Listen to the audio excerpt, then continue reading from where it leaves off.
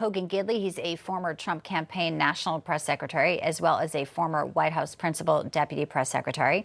Retired U.S. Air Force Brigadier General Blaine Holt with us today. He's also a former combat C-17 commander, U.S. Air Force, former U.S. deputy military representative to NATO, and a Newsmax contributor. And James E. Mercante, a maritime attorney who specializes in marine insurance. He's with the New York law firm Gallo Vitucci Clark LLP. Gentlemen, welcome in. Great to have you all with us. Blaine, I'll start with you. There's obviously the situation in the Strait. There's a lot of tough talk coming in from Iran, but they are escalating when you look at what's happening to the UAE, missile and drone attacks, the fast boats on the Strait of Hormuz. So talk to us about how long you think this will continue, and is the ceasefire, they say it's still in effect, but is the ceasefire in earnest still in effect if there is some action like this in the Strait?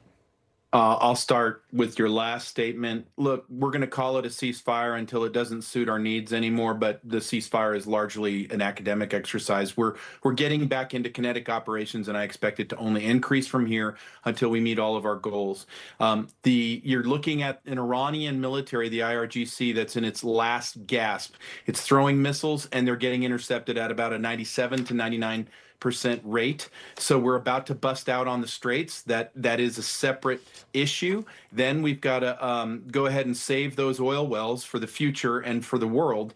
And we've got to, more importantly, stoke and aid and abet a revolution that will seal the deal on the end of this regime. All of the regime's nonsense right now is aimed at trying this facade of telling the 90 million Iranian people that, hey, we're still in charge, nobody try anything. But the jig is up, the economy is out, everybody's broke, and I think you'll see this happen pretty soon. All right, what we will also see is President Trump, an upcoming meeting with Chinese leader Xi Jinping. He was asked about it today and China's impact on the war. Let's play this.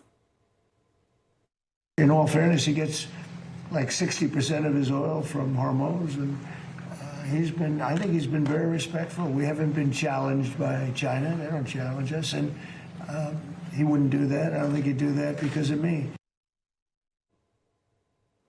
All right, looks like the trip's a go. Obviously, that will be very historic. Hogan, talk to us about the optics of all that and what that will also signal to Iran, perhaps another turning point in this conflict.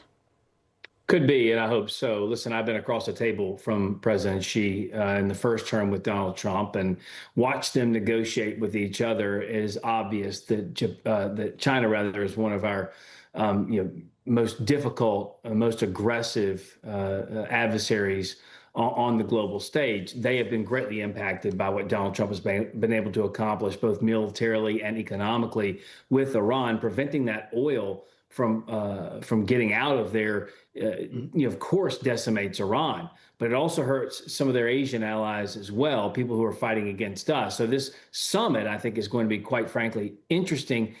When you consider, too, we haven't really heard exactly what they're going to try to accomplish going into it. I imagine there'll be some announcements made ahead of time. But one point I'll make, Donald Trump doesn't really concern himself, like past presidents, with showing up to sign on the dotted line and take all the credit and all the glory. He's happy to roll up his sleeves and get his hands dirty in the negotiation process.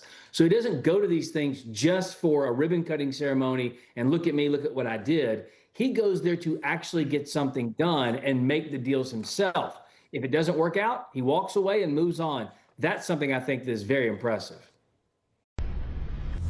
Information. Truth is freedom. Is Newsmax. It's real news for real people.